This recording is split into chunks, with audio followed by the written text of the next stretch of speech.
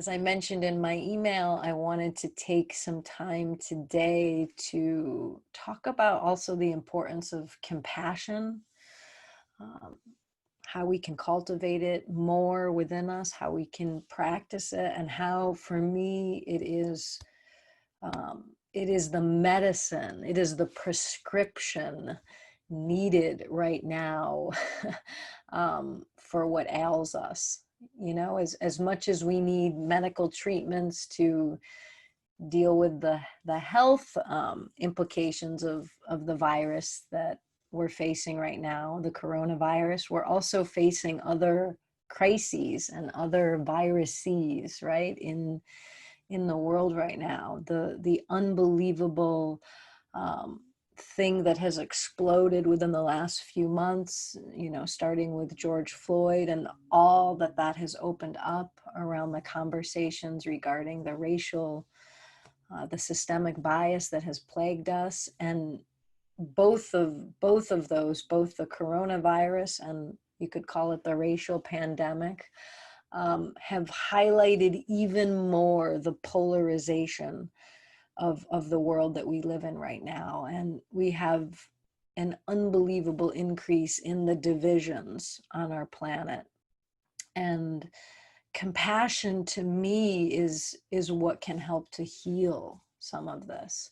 And to help us navigate this moment, this unthinkable moment, long term. And we know now, we have enough data now, science, to tell us in a way what the wisdom traditions have always known, that compassion is good for us. We not only good for us spiritually, definitely good for us spiritually, but also incredibly beneficial to us physically. That compassion, we know compassion, the practice of it literally turns on our parasympathetic nervous system. That's the system in us that helps us be more calm, be more relaxed, helps our brain function better. Compassion practices have been linked to lower blood pressure, lower heart rates, creating a stronger immune system, which we all need right now.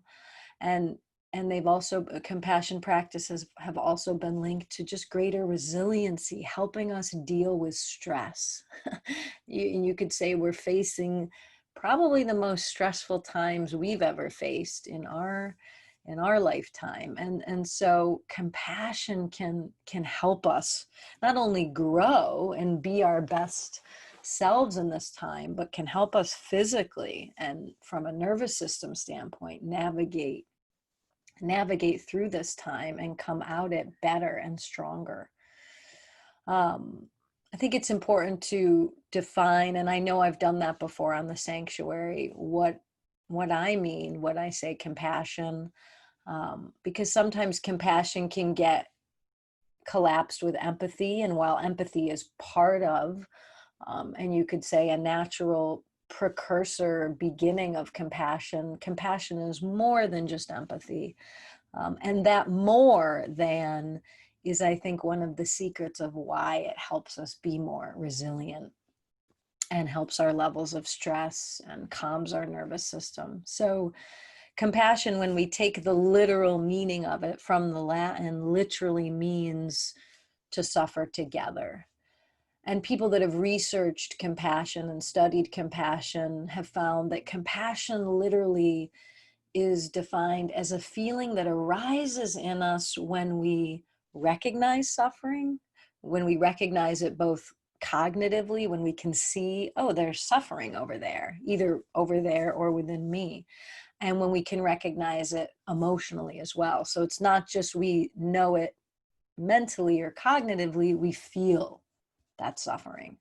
So we know it mentally, we feel it, and then we are able to be with that suffering. And that being with that suffering causes the thing that sets compassion apart from all other things, causes us to feel an impulse to relieve that suffering. Compassion is unbelievably challenging. And I think that's why a lot of people don't practice practice compassion, because it challenges us in multiple ways. It goes against our very biological nature, which we know is to move away from discomfort, right? Move away from pain and move towards pleasure. Um, and it challenges our egoic nature, which also doesn't want us to suffer, doesn't want us to be in pain. So to really practice compassion can feel at times like we're going against the grain of our biology, of our personality structure, of our ego structure. And the thing is, if we live only from our biology, if we live only from what our egoic impulses are, we mostly stay in the stance of avoiding suffering. And if we take compassion researched at its word, and if we know that compassion arises as a response to suffering, staying in our biology, staying in our sort of egoic habits of avoiding suffering means that compassion isn't even able to really arise in us in any kind of sustaining way. So in any practice of compassion, it's important to recognize that knee-jerk biological impulse in me, in you, to the moment we encounter suffering, move away from it. Now, we all have our little unique ways of moving away, of pushing away that which is painful.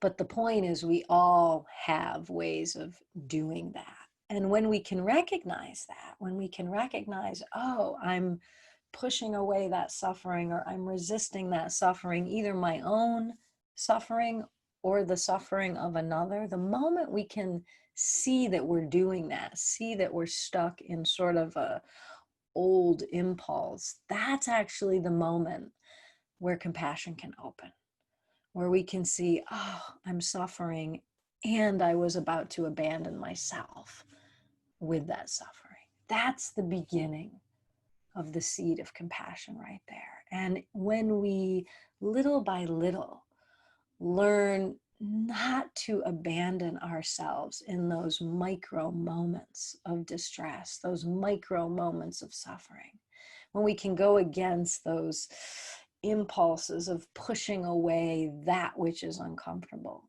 Any moment that we can do that is a moment where greater access to compassion is actually born. So this is why it's often called compassion training. We're literally training ourselves out of our more primitive impulses, which is to immediately push against suffering. We're training ourselves out of that. You can even see when you think of pushing against suffering or resisting suffering or turning away from it, you can feel what that does in the body. There's a contraction that happens whenever we do that. We're bracing against what is. So we train ourselves out of that pushing away into a relaxed embrace that lets suffering in. And that relaxed embrace actually is what is good for us. Even though it's counterintuitive to our mind, how could embracing suffering be good for me? It actually opens us, softens us, opens our heart. Pema Chodron, who's a famous Tibetan Buddhist nun who is a practitioner of compassion, says this: instead of fending off suffering and hiding from it, what is ultimately realized when we practice compassion is that we can open our heart, we can allow ourselves to feel pain, and we can recognize that pain is actually something that will soften us, that will purify us, and that in the end will make us far more loving.